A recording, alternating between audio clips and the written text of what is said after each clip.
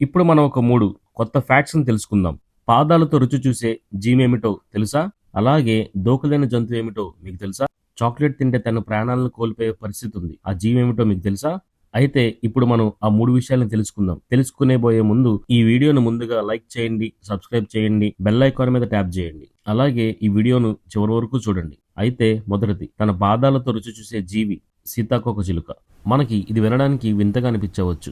కానీ సీతాకోకచిలుకలు వాటి గొంగలి పురుగుల కోసం ఆహారాన్ని గుర్తించడంలో సహాయపడే సెన్సార్లను వాటి పాదాలకు కలిగి ఉన్నందున ఆహారాన్ని రుచి చూడడానికి వాటి పాదాలపై ఆధారపడతాయి. కాబట్టి సీతాకోకచిలుకలు ఒక ఆకుపై నిలబడతాయి. రెండవది, దూకలేని జంతువు ఏనుగు మాత్రమే. ఏనుగులలో ఇతర జంతువుల మాదిరిగా కాకుండా ఏనుగుకు తమ కాళ్ళల్లో ఎముకు కిందుకుంటుంది. కాబట్టి అవి దూకడం అసాధ్యం.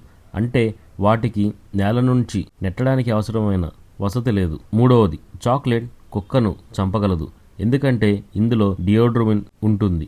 ఇది వారి గుండె మరియు నాడి వ్యవస్థను ప్రభావం చేస్తుంది. చాక్లెట్లో కుక్కలకు విషపూరితమైన డియోడ్రోమిన్ కెఫెయిన్ మాదిరిగానే పదార్థం ఉంటుంది. డియోడ్రోమిన్ ను మానవులు చేయగలిగినంతగా విచానం చేయడం లేదా జీవక్రియ చేయడం కుక్కలకు సాధ్యం కాదు. డియోడ్రోమిన్ ప్రధానంగా కుక్క యొక్క కేంద్ర నాడి వ్యవస్థను, గుండె మరియు కిడ్నీలను ప్రభావితం చేస్తుంది.